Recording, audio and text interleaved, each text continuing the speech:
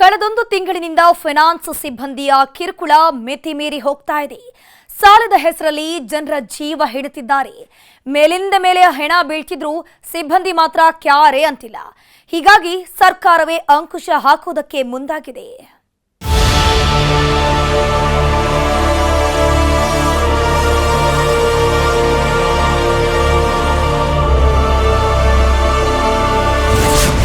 ಊರೂರಲ್ಲೂ killer micro finance ಹಾವಳಿ. ಸಾಲ ಕೊಡ್ತಾರೆ, ಜನರನ್ನ ಶೂಲಕ್ಕೆ ಏರಿಸ್ತಾರೆ. ರಾಜ್ಯದ ಗಲ್ಲಿ ಗಲ್ಲಿಯಲ್ಲೂ ಕಿಲ್ಲರ್ ಫೈನಾನ್ಸ್ ಕೇಕೆ ಹಾಕ್ತಿದೆ. ಸಾಲ ಕೊಟ್ಟು ಶೂಲಕ್ಕೆ ಏರಿಸ್ತಿದ್ದಾರೆ. ಸಾಯೋರ್ ಸಾಯ್ಲಿ, ಊರ್ ಬಿಡೋರ್ ಬಿಡ್ಲಿ, ನಮಗೇನು, ನಮ್ಮ ದುಡ್ಡು ನಮಗೆ ಬೇಕು ಅಂತ ಅಟ್ಟಹಾಸ ಮೆರೀತಿದ್ದಾರೆ. ಯಮಕಿಂಕರರಂತೆ ಜನರ ಜೀವದ ಜೊತೆ ಚೆಲ್ಲಾಟ ಆಡುತ್ತಿದ್ದಾರೆ.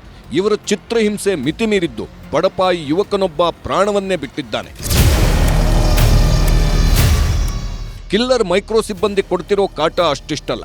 ಕಡಿಮೆ ಬಡ್ಡಿ ಅಂತ ನಂಬಿಸಿ ಜನರ ತಲೆ ಕೆಡಿಸಿ ಕಾಸು ಕೈಗಿಟ್ಟವರು ಈಗ ರಕ್ತ ಹೀರ್ತಿದ್ದಾರೆ. ಬೆಳಗಾವಿ ತಾಲೂಕಿನ ತಾರಿಹಾಳ ಗ್ರಾಮದ ಈ ಬಡಪಾಯಿ ಕುಟುಂಬದ ಪರಿಸ್ಥಿತಿಯನ್ನ ನೋಡ್ತಿದ್ರೆ ಕರುಳು ಕಿತ್ತು ಬರುತ್ತೆ. ಚೊಚ್ಚಲ ಬಸುರಿ, ಮಗು ಹುಟ್ಟಿ ಇನ್ನೂ 1 ತಿಂಗಳಷ್ಟೇ ಆಗಿರೋದು. ಬೆಳಿಗ್ಗೆ ಎದ್ದು ಟೀ ಕಾಫಿ ತಿಂಡಿ ಏನೂ ಮಾಡಿಲ್ಲ. ಆಗ ತಾನೇ ನಿದ್ದೆಯಿಂದ ಎದ್ದು ಕೂತವರಿಗೆ ಯಮಕಿಂಕರ್ರಂತೆ ಫೈನಾನ್ಸ್ನವರು ಶಾಕ್ ಕೊಟ್ಟಿದ್ದಾರೆ. ಮನೆ ಕಟ್ಟೋಕೆ ಅಂತ 5 ವರ್ಷದಿಂದೇ ಆಪ್ಟಸ್ ವ್ಯಾಲ್ಯೂ ಹೌಸಿಂಗ್ ಅನ್ನೋ ಫೈನಾನ್ಸ್ ಕಂಪನಿಯಲ್ಲಿ 5 ಲಕ್ಷ ಸಾಲ ತಗೊಂಡಿದ್ದಾರೆ. 3 ವರ್ಷ ತಪ್ಪದೆ ಕಂತು ಕಟ್ಟಿದ್ರು. ಆದರೆ 3 ವರ್ಷದಿಂದ ಮನೆ ಪರಿಸ್ಥಿತಿ ಹದಗೆಟ್ಟಿದೆ. ಅಲ್ಲದೆ ಹೆರಿಗೆಗೆ ಅಂತ ಮಗಳು ಮನೆಗೆ ಬಂದಿದ್ರು. ಎಲ್ಲವೂ ಹೊರೆಯಾಗಿದ್ರಿಂದ ಕಂತು ಕಟ್ಟೋಕೆ ಆಗ್ತಿರಲಿಲ್ಲ. ಇದರಿಂದ ರೊಚ್ಚಿಗೆದ್ದ ಫೈನಾನ್ಸ್ನವರು 7 ಲಕ್ಷ ಕಟ್ಟುವಂತೆ ಪಟ್ಟಿ ಹಿಡಿದು ಮನೆಗೆ ಬೀಗ ಜಡಿದು ಕುಟುಂಬವನ್ನ ಬೀದಿಪಾಲು ಮಾಡಿದ್ದಾರೆ. ಇದಿಷ್ಟು ಅವರ ಕಥೆಯಾದ್ರೆ ಇವ್ರ ಕಥೆ ವಿಚಿತ್ರ. ಇವರ ಹೆಸರು ಯಲ್ಲಪ್ಪ ಬಸಪ್ಪ ಕುರಕುಂದ. ಬೆಳಗಾವಿಯ ಬೈಲೂರ ಗ್ರಾಮ ನಿವಾಸಿ. ಪಾಪ ಕೆಲಸಕ್ಕೆ ಅಂತ ಹೋಗಿದ್ರು ಅನ್ಸುತ್ತೆ. ಇವರಿಲ್ಲದ ಟೈಮ್ ನೋಡಿಕೊಂಡು ಮನೆ ಸೀಸ್ ಮಾಡಿರೋದು ನೋಡಿ ಅವ್ರ ಜೀವವೇ ನಿಂತೋದಂತಾಗಿದೆ. ಯಾವಾಗ ಇವರ ಕಾಟ ಹೆಚ್ಚಾಯ್ತೋ ಮಹಿಳೆಯರೆಲ್ಲ ತಾಳಿ ಹಿಡ್ಕೊಂಡು ಬೀದಿಗಿಳಿದಿದ್ದಾರೆ. ಸಾಲ ಕಟ್ಟಿ ಇಲ್ಲ ತಾಳಿ ಮಾರಿ ಅಂದವರ ವಿರುದ್ಧ ಡಿಸಿ ಕಚೇರಿ ಮುಂದೆ ಆಕ್ರೋಶ ಹೊರಹಾಕಿದ್ದಾರೆ.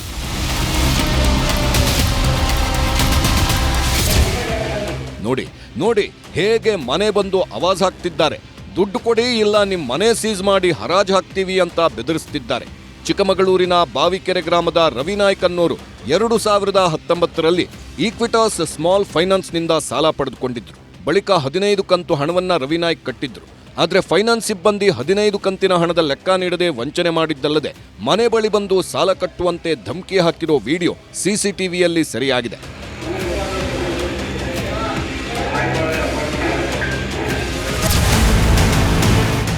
ಕಿಲ್ಲರ್ ಮೈಕ್ರೋ ಫೈನಾನ್ಸ್ ಅಟ್ಟಹಾಸಕ್ಕೆ ರಾಜ್ಯದಲ್ಲಿ ಸಾವಿನ ಸುನಾಮಿಯೇ ಎದ್ದಿದೆ.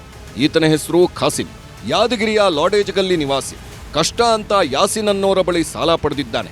ಆದರೆ ಅದರಲ್ಲಿ 35,000 ಸಾಲ ಕೊಡೋದು ಸ್ವಲ್ಪ ತಡವಾಗಿದ್ದಕ್ಕೆ ಮೃಗನಾಗಿದ್ದಾನೆ. ಬಾರ್ಕೋಲ್ನಿಂದ ದನಕ್ಕೆ ಹೊಡೆದು ಮೊಣಕಾಲಿಗೆ ಒದ್ದಿದ್ರಿಂದ ಖಾಸಿಂ ಉಸಿರು ಚೆಲ್ಲಿದ್ದಾನೆ.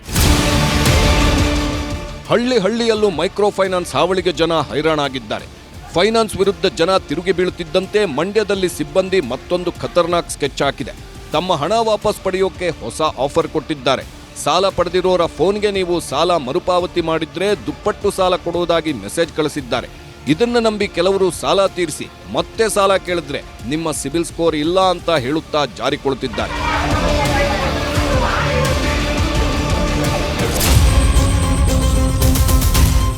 ಕೋಲಾರದಲ್ಲೂ ಸಾಲ ಮರುಪಾವತಿ ಮಾಡುವಂತೆ ಡಿಸಿಸಿ ಬ್ಯಾಂಕ್ನಿಂದ ಆಸ್ತಿ ಮುಟ್ಟುಗೋಲು ನೋಟಿಸ್ ಜಾರಿ ಮಾಡಿದೆ. ಕೋಲಾರದ ಆಜಾದ್ ನಗರದ ಮಹಿಳಾ ಸಂಘದ ಸದಸ್ಯರು 5 ಲಕ್ಷ ಸಾಲ ಪಡೆದಿದ್ರು. ಈ ಪೈಕಿ 8 ಕಂತು ಕಟ್ಟದೆ 83,000 ಹಣ ಬಾಕಿಯಾಗಿತ್ತು. ಬಾಕಿ ಹಣಕ್ಕೆ ಬ್ಯಾಂಕ್ 88,000 ಬಡ್ಡಿ ವಿಧಿಸಿದೆ. ಸಾಲದ ಕಂತು ಕಟ್ಟದಿದ್ದರೆ ಕ್ರಮ ಕೈಗೊಳ್ಳುವ ಎಚ್ಚರಿಕೆ ನೀಡಿದ್ದಾರೆ. ಹೀಗಾಗಿ ಮೈಕ್ರೋ ಫೈನಾನ್ಸ್ ಹಾವಳಿ ತಪ್ಪಿಸುವಂತೆ ಒತ್ತಾಯಿಸಿ ರೈತ ಸಂಘ ಪ್ರತಿಭಟನೆ ನಡೆಸಿದೆ. ಇನ್ನೊಂದೆಡೆ ವಿಜಯಪುರ ಜಿಲ್ಲಾ ಪಂಚಾಯತ್ ಸಭೆಯಲ್ಲಿ ಮಹಿಳಾ ಆಯೋಗದ ಅಧ್ಯಕ್ಷೆ ನಾಗಲಕ್ಷ್ಮಿ ಎದುರು ಮಹಿಳೆಯೊಬ್ಬರು ಕಣ್ಣೀರಿಟ್ರು. ಕಾಟ ತಪ್ಪಿಸುವಂತೆ ಮನವಿ ಮಾಡಿದ್ರು. ಸ್ಥಳದಲ್ಲೇ ಇದ್ದ ಎಸ್ಪಿಗೆ ಕ್ರಮ ಕೈಗೊಳ್ಳುವಂತೆ ನಾಗಲಕ್ಷ್ಮಿ ಚೌಧರಿ ಸೂಚಿಸಿದ್ರು.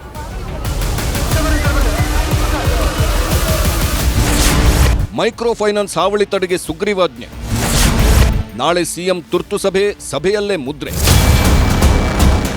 ಮೈಕ್ರೋ ಫೈನಾನ್ಸ್ ಸಂಸ್ಥೆಗಳ ಕಿರಿಕಿರಿ ಬಗ್ಗೆ ಸರ್ಕಾರ ಯಾಕೆ ಇನ್ನೂ ಕ್ರಮ ಕೈಗೊಳ್ಳುತ್ತಿಲ್ಲ ಅಂತ ಪ್ರತಿಪಕ್ಷಗಳು ಟೀಕೆ ಮಾಡಿದ್ವು. ಇದೀಗ ಆಕ್ಟಿವ್ ಆಗಿರುವ ಸಿಎಂ ನಾಳೆ ಸಭೆ ಕರೆದಿದ್ದಾರೆ. ಜನರ ಶೋಷಣೆ ತಡೆಗೆ ಕಠಿಣ ಕಾನೂನು ತರಲು ಮುಂದಾಗಿದ್ದಾರೆ. ಸರ್ಕಾರ ನೋಡ್ಬೇಕಲ್ವಾ, ಜಿಲ್ಲಾ ಉಸ್ತುವಾರಿ ಸಚಿವರು ನೋಡ್ಬೇಕಲ್ವಾ, MLA ನೋಡ್ಬೇಕಲ್ವಾ, ಸಾಲ ತಗೊಂಡವ್ರ ಮೇಲೆ ಸಾಲ ತೀರಿಸಲಿಕ್ಕಾಗದೇ ಇದ್ದಾಗ ಯಾವ ರೀತಿ ಸರ್ಕಾರ ಅವ್ರ ನೆರವು ಬರಬೇಕು ಅಂತಕ್ಕಂಥ ಒಂದು ಯೋಜನೆ ತರಬೇಕು ಅಂತ ಹೊರಟೆ. ಅದನ್ನು ನಾವು ಕಾನೂನಿನಲ್ಲೇ ನಾವು ಅದಕ್ಕೆ ಸೊಲ್ಯೂಷನ್ ಕಂಡುಹಿಡಿಬೇಕು. ಈಗಾಗಲೇ ಕಾನೂನು ಸಚಿವರು ಕೂಡ ಅದರ ಬಗ್ಗೆ ಗಮನ ಹರಿಸಿದ್ದಾರೆ. ಮುಖ್ಯಮಂತ್ರಿಗಳು ಕೂಡ ಹೇಳಿಕೆ ಕೊಟ್ಟಿದ್ದಾರೆ. ಕಾನೂನನ್ನು ನಾವು ಇನ್ನೂ ಈ ಬರುವಂಥ ದಿವಸದಲ್ಲಿ ಅಮೆಂಡ್ಮೆಂಟ್ ಮಾಡಿ ಕಠಿಣವಾಗಿ ಮಾಡ್ತೀವಿ. ನನಗೆ ಭಾಳ ಹಿಂದಿಂದನೂ ಇದು ಗೊತ್ತು. ಈ ವಿಚಾರ ಭಾಳ ಅಧ್ಯಯನ ಮಾಡಿದ್ದೀನಿ. ಈಗ ಲೀಗಲ್ ಆಗಿ ಏನೇನು ಆಸ್ಪೆಕ್ಟ್ಸ್ ಇದೆ ಅನ್ನೋದೆಲ್ಲ ಗಮನದಲ್ಲಿ ಇಟ್ಕೊಂಡು ಚರ್ಚೆ ಮಾಡ್ತಾ ಇದ್ದೀವಿ. ಸದ್ಯದಲ್ಲೇ will come out what action will come. ಹೀಗೆ ಸರ್ಕಾರ ಒಂದು ನಿರ್ಧಾರ ಮಾಡುವ ಹೊತ್ತಿಗೆ ಅಧಿಕಾರಿಗಳು ಅಲರ್ಟ್ ಆಗಿದ್ದಾರೆ. ನ್ಯೂಸ್ 18ನಲ್ಲಿ ವರದಿ ಪ್ರಸಾರ ಆಗುತ್ತಲೇ ಅಧಿಕಾರಿಗಳು ಫೀಲ್ಡ್ಗಿಳಿದಿದ್ದಾರೆ. ಸಿಎಂ ತವರಲ್ಲೇ ಫೈನಾನ್ಸ್ ಕಾಟಕ್ಕೆ ಜನ ಗಂಟು ಮೂಟೆ ಸಮೇತ ಊರು ಖಾಲಿ ಮಾಡಿದ್ರ ಬಗ್ಗೆ ಸುದ್ದಿ ಪ್ರಸಾರ ಮಾಡಿತ್ತು. ಇದರಿಂದ ಅಲರ್ಟ್ ಆದ ತಹಶೀಲ್ದಾರ್ ಶಿವಕುಮಾರ್ ನ್ಯೂಸ್ 18 ವರದಿ ಉಲ್ಲೇಖಿಸಿ RBIಗೆ ಪತ್ರ ಬರೆದಿದ್ದಾರೆ. ಮೈಕ್ರೋ ಫೈನಾನ್ಸ್ ಕಂಪನಿಗಳಿಗೂ ಕಠಿಣ ಕಾನೂನು ಎಚ್ಚರಿಕೆಯ ನೀತಿ ನಿಯಮಗಳನ್ನು ರೂಪಿಸುವಂತೆ ಮನವಿ ಮಾಡಿದ್ದಾರೆ. ಇನ್ನು ಬೆಳಗಾವಿಯಲ್ಲಿ ಬಾಣಂತಿಯನ್ನು ಹೊರಗೆ ಹಾಕಿದ್ದರ ಬಗ್ಗೆ ನ್ಯೂಸ್ 18 ವರದಿ ಪ್ರಸಾರ ಮಾಡಿತ್ತು. ನೊಂದ ಕುಟುಂಬಕ್ಕೆ ಸಚಿವೆ ಲಕ್ಷ್ಮೀ ಹೆಬ್ಬಾಳ್ಕರ್ ನೆರವು ನೀಡಿದ್ದಾರೆ. ಮನೆಯ ಬಾಗಿಲು ಓಪನ್ ಮಾಡಿಸಿದ್ದಾರೆ. ವಾಪಸ್ ಮನೆಗೆ ಬಂದ ಬಾಣಂತಿ ಕುಟುಂಬ ಕಣ್ಣೀರಿಟ್ಟಿದೆ. Bureau report, news 18.